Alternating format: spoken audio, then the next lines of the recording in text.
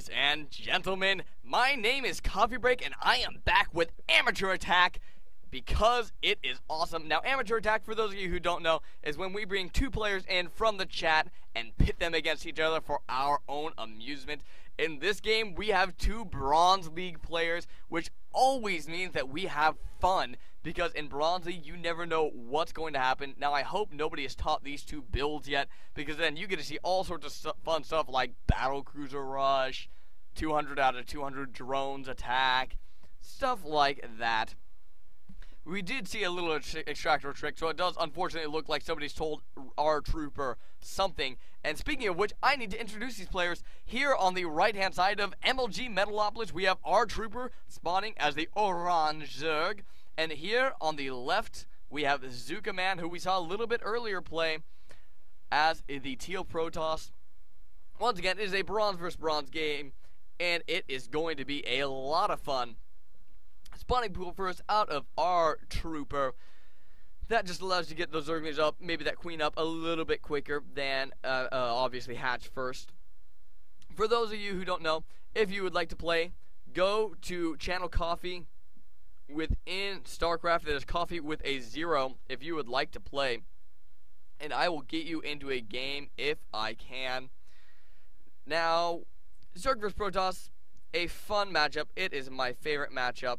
I'm getting ridiculous numbers of texts from some of the players. I'm going to put my phone way over there because otherwise I just get completely distracted. So, in this case, we have RTrooper getting his gas stolen by Zookaman. That is such an annoying trick, and actually taking both of the gases in this case. So, RTrooper is going to be kind of pissed about that, I assume, especially if he wanted to do any sort of roach play. Now, he does already have a spawning pool done, but that's not going to mean too much, because these extractors have 900 health each. He only has 2 Zerglings on the way. These are going to take forever to kill. We do have full energy on this Nexus over here. He could do anything really he wanted to do with that, especially something like, oh, I don't know, Chrono Boost his probes.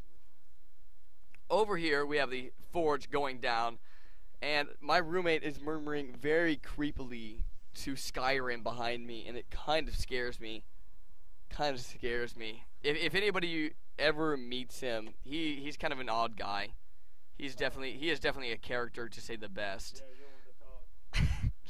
We do have a hatch rig going down for RTrooper over here at his natural expansion. Really, a little bit late. Maybe a little bit late, but nothing too bad. Once again, these two gases actually haven't even started to be attacked by this queen yet. Overlord now coming over the top of the base. Couple of gateways done. This base completely walled off. Oh my goodness, this is awful building positioning. As to get out of his base, he either needs to kill a cybernetic score or a gateway into Forge.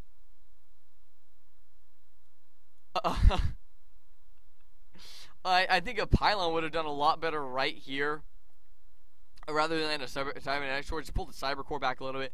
We do have one cannon placed on the ramp here. Even that is at kind of a bad position, as it'll only extend about halfway down this ramp. It can't shoot down onto the low ground at all. We are finally seeing some units being made by Trooper here. Both of these extractors now being able to go up, as those assimilators were taken out. So, not exactly a fast-pitched game. However, it should be coming up fairly shortly here. We do have quite a few Zerglings out on the field.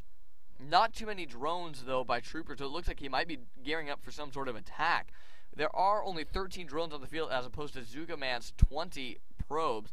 So Zookaman in a position to take the lead economically, and if he wants to in a little bit, he could take the lead in army, as he once again will just have that better economy, unless he gets supply blocked like this time and time again. I know I always mention it, but it is so nasty. That 26 supply count is always the worst, because I don't know why. I just swear every player tends to forget that. It's just that awkward point in the early game where you're just starting to get enough to do that you need to start multitasking, and that's the first thing that falls out of your mind every single time. We did finally see a massive round of drones from our Zerg player. It's now 25-21 in that Harvester count. So that's what Trooper really needed to do to make sure he didn't fall behind in this game. Now taking both of the watchtowers. That'll be nice for him. Over here, not much to do in the Protoss base. We are getting quite a few minerals banked up. And once again, this unoptimal mining from the gas here. Only one probe on the assimilator. That's kind of bad. Kind of bad when you're only on one base and you're not getting all the gas that you really want. We are seeing massive amounts of zealot production, as we do have 3 gateways. No warp gate yet. Actually, it is almost the 8-minute mark, and we have no gateways. We have not seen any upgrades yet, despite the early forge. Just there to get that one single cannon and to help wall off. Another pylon going down after Zookaman gets supply blocked once again. Very, very painful experience to get supply blocked this many times in the early game.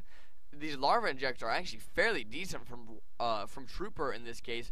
We do have the Roach Warren on the way, so it looks like we are going to have a little bit of extra drones on a geyser. That's not too big of a deal, because this extra drone just counteracts the lack of probes. That's how it works, right? That's how it works. We are going to be having robo play here.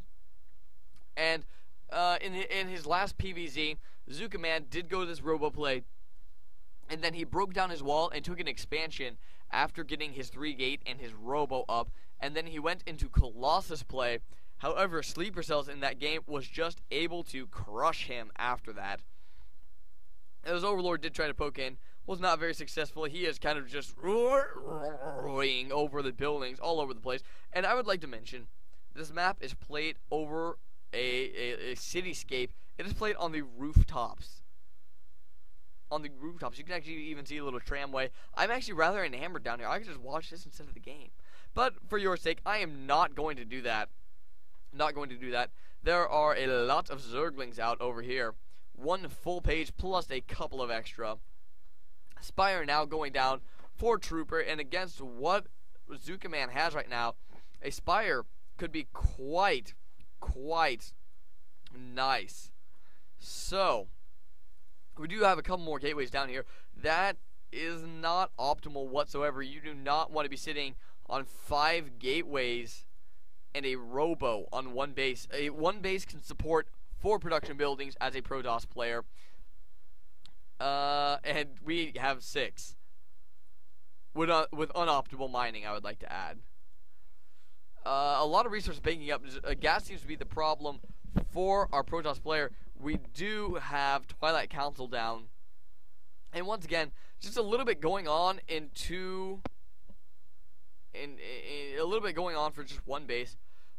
I don't know exactly what the plan for Zookaman is here. But in the meantime, we do have the Spire just about to finish up now, as well as double Evo Chamber, missile and armor attack. Missile and armor attack. I would love to see armor attack being upgraded.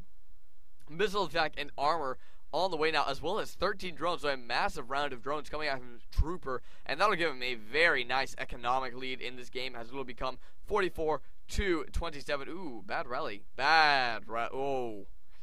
Ugh. I really hope he notices those, otherwise that could be quite painful. There we go. Now getting those over to mining.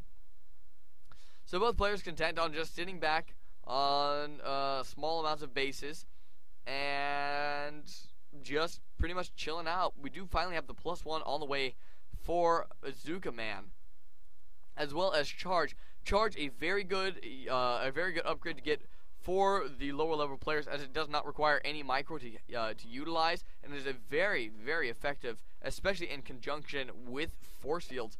We do have 2 gateways down here, not in warp gate mode yet, so I guess technically we are on efficiency in this map, as it is just 4 production buildings being used.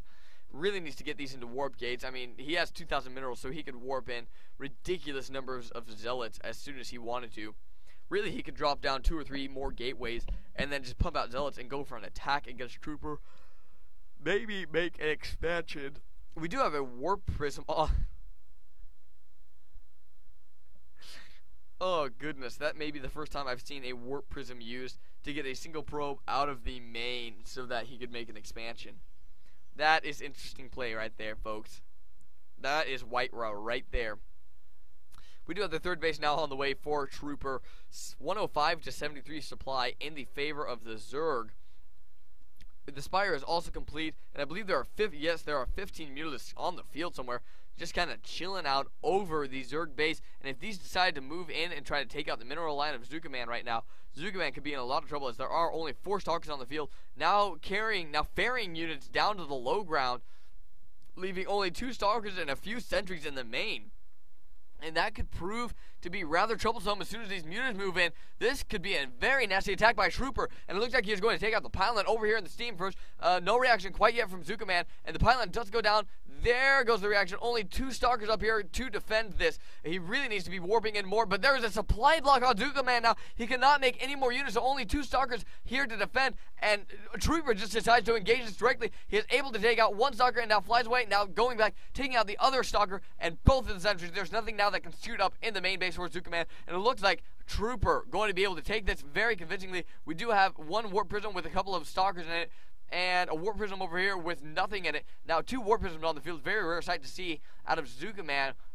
These 2 gateways are going to go down as well. Another cannon is destroyed for yet a further supply block. Now the Zerglings deciding to stream up towards the wall. They're going to eventually be able to take down that wall. More anti-air, Zookaman says. He acknowledges the fact that this game is over, and there's not much left he can do. There is a single cannon left for defense here, but it's just not going to be enough.